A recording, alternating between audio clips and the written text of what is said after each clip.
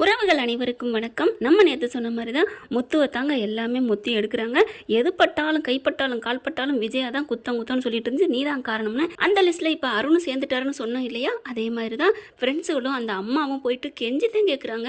ஆனால் மனசு இறங்காமல் இதுக்கும் காரணம் நீ தானடா அப்படின்னு முத்துவை தாங்க திட்டுறாங்க. அந்த இடத்துக்கு ஏன் முத்துவும் மீனாவும் வந்தாங்கன்னு தெரியல. இதுங்களை திட்டுறதா பாவப்படுறதானே புரியல முத்துவையும் மீனாவையும். ஆனால் அந்த பொண்ணா பிறந்த பாவம் இருக்குது பார்த்தீங்களா?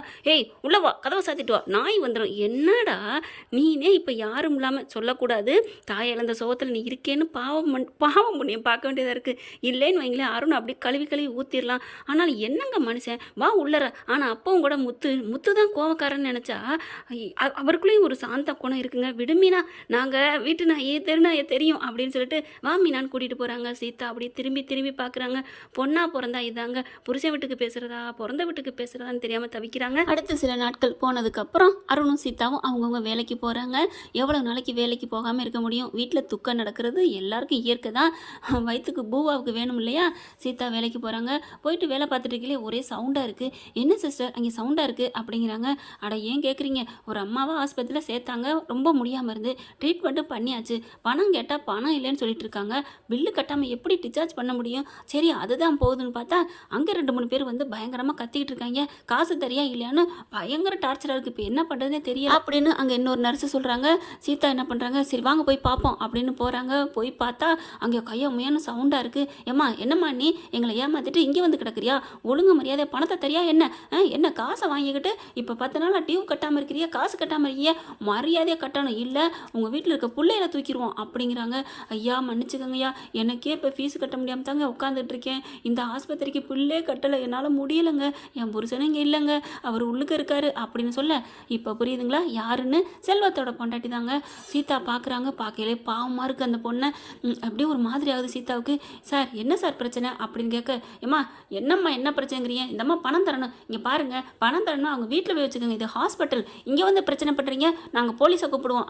கூப்பிடுங்க அப்படிங்கிறாரு. கூப்பிடட்டுமா அப்படின்னு சீதா கால் எடுக்கிறாங்க. ஏமாம்மா நிறுத்துமா, ஃபோன்லாம் பண்ண வேணாம் அப்படின்னு சொல்லிட்டு, இங்கே பார் டிச்சார்ஜ் ஆகி நீ வெளியில் வா, உன்னை நான் வெளில வச்சுக்கிறோம் அப்படிங்கிறாங்க. அம்மா அப்படின்னு சீதா பார்த்து கெஞ்சுறாங்க. என் புருஷன் வேலைக்கு போகலன்னா நாங்கள் என்னம்மா பண்ணுவோம் பாருங்கம்மா, என் பிள்ளையே தூக்குவேன்னு சொல்கிறாங்கம்மா அப்படின்னு அந்த அம்மா அழுகுது. அப்படியே ஒரு மாதிரியாக சீதாவுக்கு மனசே கேட்கல. பாவமாக தான் இருக்குது சீதா. இந்த அம்மாவை என்ன பண்ணுவாங்க? இந்த அம்மாவுக்கே இப்போ பணம் கட்டலை, இவங்களே இப்போ 3000 பணம் கட்டணும் அப்படிங்கிறாங்க. அதுக்கப்புறம் சார் அவங்க 3000க்கு இல்லைன்னு இருக்காங்க, அவங்க வீட்டுக்காரரும் உள்ளார இருக்காரு, அதுக்கு நாங்கள் என்னம்மா பண்ண முடியும்? ஏதாவது பண்ணணும் தான், கையில் காதில் ஏதாவது போட்டிருக்கா, ஏதாவது விற்று கொடு அப்படிங்கிறாங்க. என்னங்க இப்படி மனசாட்சிலாம் பேசுகிறீங்க, நீங்கள் வீட்டில் போய் பேசிக்கங்க போங்க அப்படின்னு சொல்லி அனுப்புகிறாங்க. சரி நீ போலீஸ்ன்னு சொல்கிறதுனால போகிறோம் அப்படின்னு அவங்க போயிடுறாங்க. வாசலில் தான் நிற்போம் அப்படிங்கிற மாதிரி போகிறாங்களா? இங்கே என்ன பண்ணுறாங்க, சீதா பார்க்குது. அம்மா என் புருஷனை கொஞ்சம் வெளியில் விட சொல்லுங்கம்மா, கண்டிப்பாக நாங்கள் என்னம்மா பண்ண போகிறோம், நாங்கள் வேணுன்னே பண்ணலம்மா ப்ளீஸ்மா அப்படின்னு கெஞ்சுறாங்க. அப்புறம் பார்க்குறாங்க சீதா. சரி நீங்கள் கிளம்புங்க அப்படிங்கிறாங்களா. பணம் நான் கட்டிக்கிறேன் அப்படிங்கிறாங்க. நீ நல்லா இருப்பம்மா, நீ நல்லா இருப்ப, அதே மாதிரி உங்கள் வீட்டுக்கார்ட்ட சொல்லுமா அப்படிங்கிறாங்க. பார்க்குறேங்க நான் என்ன பண்ணுறது, ஒரு கட்டம் தான் பொண்டாட்டி பேச்சை கேட்குறாங்க, அதுக்கு மீறினா கொம்பில் போய் உட்காந்துக்கிறாங்களே அப்படின்னு சொல்லிட்டு அவங்கள டிஸ்சார்ஜ் பண்ணிடுறாங்க. அந்த புள்ள அழுதுகிட்டே போகுது. அம்மாவும் மையனா சீதாவுக்கு வேலையே ஓடலைங்க, மனசே கேட்கல, பாவமாகவும் இருக்குது. போன உயிர் போனது தான் மாமியார், இனிமேல் திரும்பி வரப்போகிறதில்ல. அவங்க ஏற்கனவே 1 மாதம் ஆச்சு, அதனால் கதையை முடிச்சு விட்டாங்க. ஆனாலும் அருண் இப்படிலாம் பண்ணக்கூடாது. அதுக்கப்புறம் வீட்டுக்கு வந்துடுறாங்களா, அப்படியே அதே யோசனையாகவே இருக்காங்க சீதா. என்ன பண்ணுறது? அந்த அம்மா ஃபோன் பேசிக்கிட்டே தான் போனேன்னு சொன்னாங்க. ஐயோ ஒன்றுமே புரியலையே. ஏற்கனவே நம்ம அக்கா விழுக போனதே அவர் டக்குன்னு பிரேக் பிடிச்சி காப்பாற்றினவர். அப்படி இருக்கையில் நம்ம மாமியார் மேலே வேணும்லாம் ஏற்றிருக்க மாட்டார். என் புருஷன் தான் அப்படி பண்ணுறான், ரொம்ப பண்ணுனா இனிமேல் பெட்டியை தூக்கிட்டு ஊருக்கு போக வேண்டியது அப்படின்னு நினைக்கிறாங்க தன்னாலே.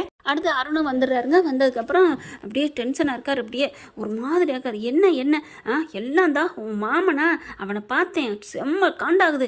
ஏங்க அவரை பார்த்ததுக்கு செம்ம காண்டுன்னு ஏங்க ஏன்ட்ட வந்து சொல்கிறீங்க? பின்ன அப்படியே திமுரு மாதிரி ஏதாவதுன்னா உந்தா அப்படிங்கிறான். என்ன படிக்காத அவனுக்கே இப்படி திமுருந்தா எனக்கு எம்பிட்டு இருக்கும்? ஏங்க அவர் உங்களை என்ன தாங்க பண்ணார்?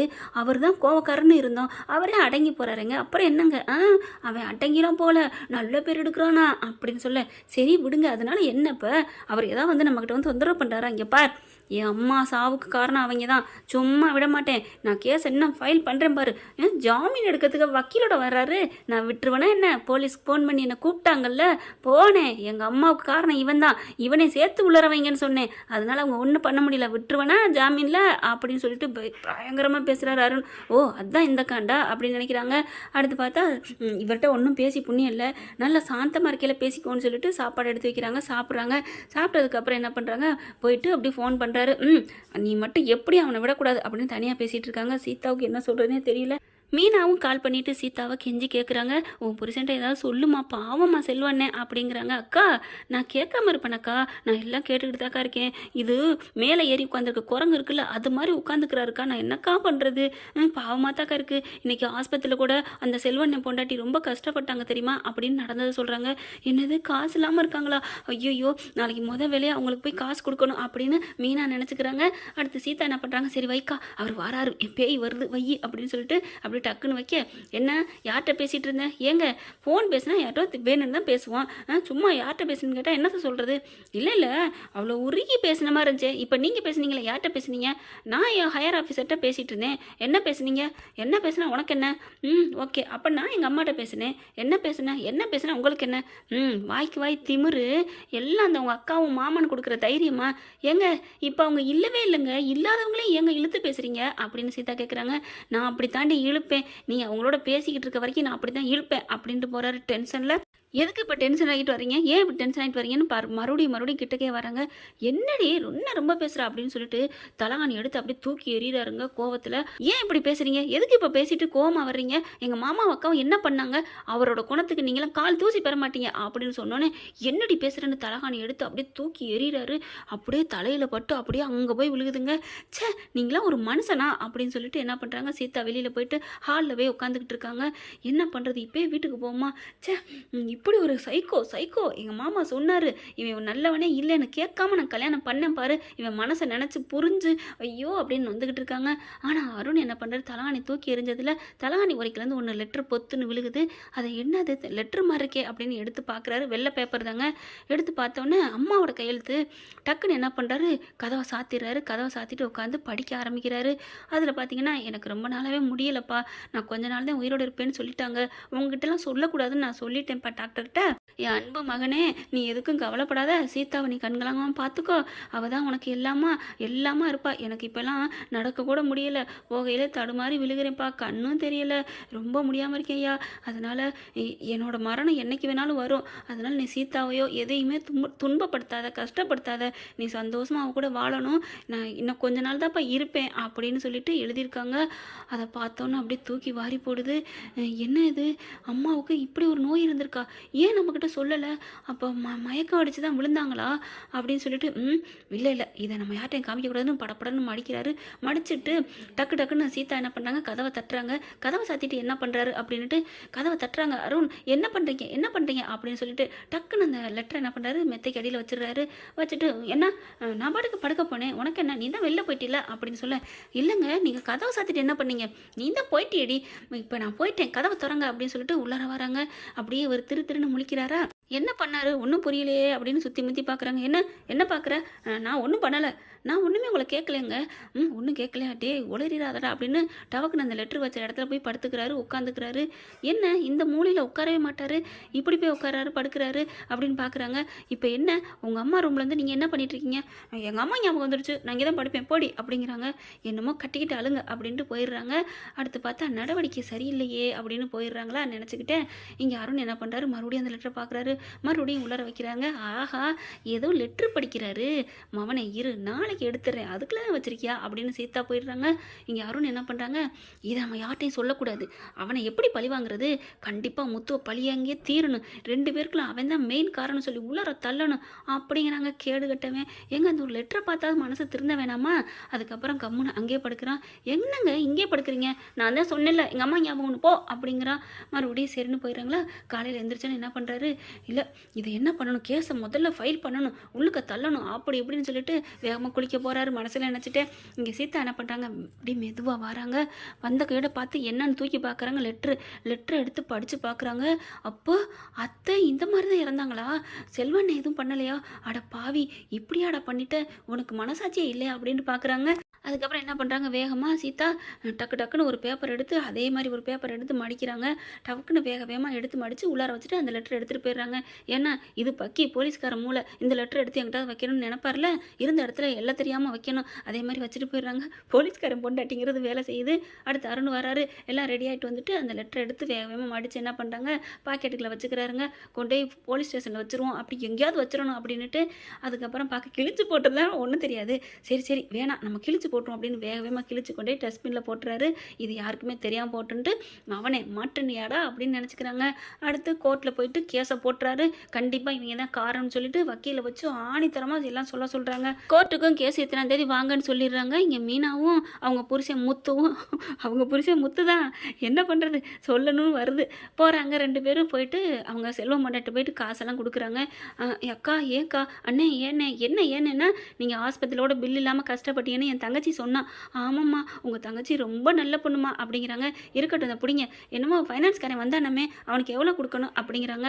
அவனுக்கு 8000 கொடுக்கணும் அப்படிங்கிறாங்களா. இந்தாங்க அப்படின்னு 8000 கொடுக்குறாங்க. வந்தோன்னே அவன்கிட்ட கொடுத்துருங்க அப்படிங்கிறாங்க. ரொம்ப தேங்க்ஸ்ண்ணே, பரவாயில்ல விடுமா, எனக்கு ஒன்றுனா உன் புருஷன் விட்டுருவானா என்ன? அதெல்லாம் இல்லைண்ணே அப்படிங்கிறாங்க. மாமா அப்படின்னு சொல்லி, என்னப்பா 200 ஸ்கூலில் கொடுக்கணும், இந்தா வச்சுக்கோ அப்படின்னு சொல்லிட்டு இன்னொரு 200 கொடுக்குறாங்க. நீ அடுத்து ஏதாவது வேணா வச்சுக்கோ அப்படின்ட்டு. ரொம்ப நல்ல மனசுனே உங்களுக்கு அப்படிங்கிறாங்க. விடுப்பா, இப்போ கோர்ட்டுக்கு ஹேரிங் வருது, அங்கெல்லாம் போவோம் அப்படின்ட்டு போகிறாங்க. அண்ணே அவர் வந்துருவாருமா, நீ கவலைப்படாத அப்படின்ட்டு போகிறாங்க. கோர்ட்லேயும் போயிடுறாங்க, வாதாடுறாங்க. அருண் வச்ச வக்கீல் சரியான கில்லாடி, அவன் தான் வேணுக்குன்னே தள்ளி விட்டான், இவங்க 2 பேரும் பேசி சொல்லி வச்சுதான் அப்படின்னு சொல்கிறாங்க. இவ்வளோ அடித்து சொன்னதுக்கப்புறம் ஒன்றும் பண்ண முடியாது, ஆக்சிடென்ட் பண்ணிட்டீங்க, அதனால் கண்டிப்பாக இது ஏதாவது ஒன்று தட்டம் தண்டிச்சு தான் ஆகும் அப்படிங்கிறாங்க. அப்போ பார்த்தீங்கன்னா இல்லைங்க நீ எவ்வளோ சொல்லி பார்க்குறாங்க. இல்லைங்க, ஜாமீன்லாம் கொடுக்க முடியாது, நீங்கள் ஏதாவது கேஸை கலைச்சிருவீங்க, இதைத்தானேங்க எல்லாரும் சொல்லுவாங்க. அதுக்கப்புறம் அப்படி சொல்லையில் நிறுத்துங்க அப்படின்னு வராங்க வேகமாக. சீதா பார்த்தானே என்னன்னு பார்க்குறாங்க. என்ன யார் அப்படிங்கல. ஏய் என்ன இங்கே வந்திருக்க அப்படின்னு அருண் சொல்ல. ஏன் இதில் என்ன இருக்குது அப்படின்னு சொல்லிட்டு மீனா பார்க்குறாங்க. என்ன அப்படிங்கிறாங்க. அக்கா இருக்கா அப்படின்னு, நான் ஒன்று சொல்லிக்கலாமா அப்படிங்கிறாங்க. மேலே கூண்டில் வந்து சொல்லுங்கள் அப்படிங்கிறாங்க. சீதா மேலே போயிட்டு, நான் உங்ககிட்ட ஒரு முக்கியமான ஆதாரம் ஒன்று சொல்லணும். என்னம்மா, இந்த மாதிரி அவர் மோதி ஒன்றும் என் மாமியார் இறக்கலை, என்னம்மா சொல்கிற அப்படிங்கல. அருண் என்ன பண்ணுறாங்க, ஏய் என்ன அப்படிங்கிற மாதிரி முறைக்கிறாரு. அப்படியே திரும்பிக்கிறாங்க. இவரானர் இங்கே பாருங்கள், நான் ஒன்று தெளிவாக சொல்லிக்கிறேன், அவர் மோதியெல்லாம் எங்கள் அத்தை சாகலை அப்படிங்கிறாங்க. என்னம்மா சொல்கிறீங்க, என் மாமியாருக்கு ஏற்கனவே ஹார்ட் பேஷண்ட்டாக இருந்திருக்காங்க, ரொம்ப முடியாமல் இருக்காங்க, ஹை பிபி இருந்திருக்கு, அதனால தான் அவங்க மயக்கம் போட்டு தான் விழுந்திருக்காங்க, அதுலேயும் ஃபோன் பேசிகிட்டே வந்திருக்காங்க, அதனால தான் அந்த மாதிரி ஆயிடுச்சு, செல்வண்ணே இந்த மாதிரி பண்ணலைன்னு தெளிவாக சொல்கிறாங்க. இல்லை இவ ஏதோ பொய் சொல்கிறா, அக்கா புருஷனை காப்பாற்றுறதுக்கு பொய் சொல்கிறா அப்படின்னு அருண் கத்துறாரு. என்னங்க போலீஸ் ஆஃபீஸர் வந்துட்டு இப்படி கோர்ட்டில் பேசக்கூடாதுன்னு உங்களுக்கு தெரியாதா என்ன அப்படின்னு சொன்னோன்னே அருண் அப்படியே தலையை குனிஞ்சுக்கிறாரு. சாரி அப்படின்னுக்கிறாங்க. அதுக்கப்புறம் இதுக்கு ஆதாரம் என்ன இருக்குது அப்படிங்கிறாங்க. இருக்குங்க அப்படின்ட்டு லெட்டரை கொடுக்குறாங்க.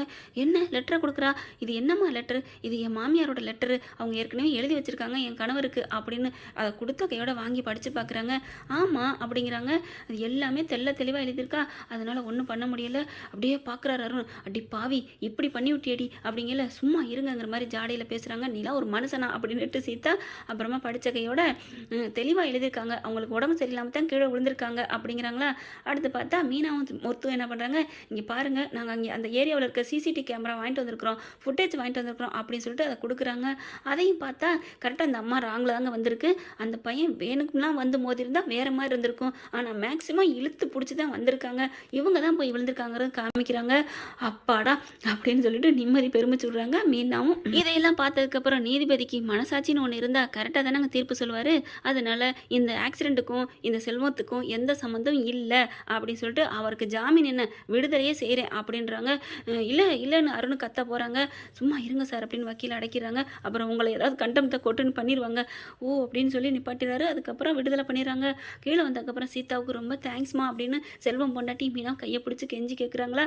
அதாவது ஒரு மாதிரி உணர்ச்சி பெருக்கோட நன்றி சொல்கிறாங்க. அருண் செம்மையாக பார்க்குறாரு. அடிச்சு நீலாம் ஒரு மனுஷி அடி, புருஷனுக்கு எதிராக வந்து பேசுவேன், ஏங்க நான் நியாயத்துக்கு பக்கம் நின்றுருக்கேங்க, அநியாயத்துக்கு எதிராக தான் நின்னேன். அப்பா என்னை பார்த்து அநியாயம் சொல்கிறியா?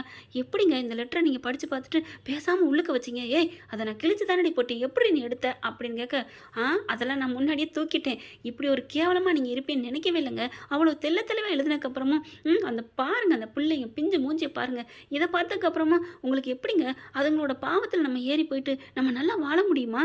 ஓ அப்போ நீ நல்லது பண்ணன்னு நினச்சிட்டு இருக்கியா? நீ நல்லது பண்ண, ஆனால் உனக்கு இப்போ சாபம் நடக்க போகுதுடி அப்படிங்கிற பார்க்குறாங்களா? எனக்கு இனிமேல் நீ வேணாண்டி, நீ மரியாதையாக போயிரு, உனக்கு நான் டைவர்ஸ் கொடுக்குறேன் அப்படின்னு சொல்லிட்டு வேக வேகமாக போய் டைவர்ஸ் நோட்டீஸ் வாங்க போகிறாரு. அப்படியே வாங்கி உன் மூஞ்சில் கிழிச்சு எறியறண்டி அப்படிங்கிறாங்க. பரவாயில்லைங்க, இப்படி ஒரு கல் நெஞ்சு சைக்கோ கூட வாழ்கிறதுக்கு நான் எங்கள் அம்மா கூட வாழ்ந்துக்கிறேன். தெரியாமல் உங்களை கல்யாணம் பண்ணிட்டேன், என் மாமா அப்போவே சொன்னார் அப்படின்னு சொல்லிட்டு, மாமா உங்கள் பேச்சை கேட்காம நான் இவரை கல்யாணம் பண்ண தப்பு மாமா, என்னை மன்னிச்சிருங்க மாமா அப்படின்னு முத்து காலில் விழுகிறாங்க. சீதா, ஐயோ சீதா ஏமா நீ எந்திரிமா, என்னம்மா கோர்ட்டு வாசலில் வச்சு நீ எந்திரி அப்படிங்கிறாங்க. நீங்கள் பாரு உன் புருஷன் உன் மேலே பாசமா? ஆமாம் மாமா, நீங்கள் அவர் பாசமாக இருக்காரு தோசமாக இருக்காருலாம் சொல்லாதீங்க. இது சரியான மென்டல் சைக்கோ. நைட்லாம் நான் பார்த்தனே, என்ன மாதிரி ஒரு மென்டாலிட்டி இவருக்குள்ள நான் வாழ்ந்தேன். நான் அதுக்கப்புறம் ஒரு குழந்தை பெற்றேன். அந்த குழந்தை என்னையெல்லாம் வச்சு அவரால் வாழ முடியாது மாமா, நான் போயிடுறேன் மாமா, வேணாம் மாமா அப்படின்னு சொல்லிட்டு கிளம்புறாங்க வேக வேகமாக. அப்படி பார்க்குறாரு அருண், என்ன போயிடுவாளோ அப்படிங்கிற மாதிரி.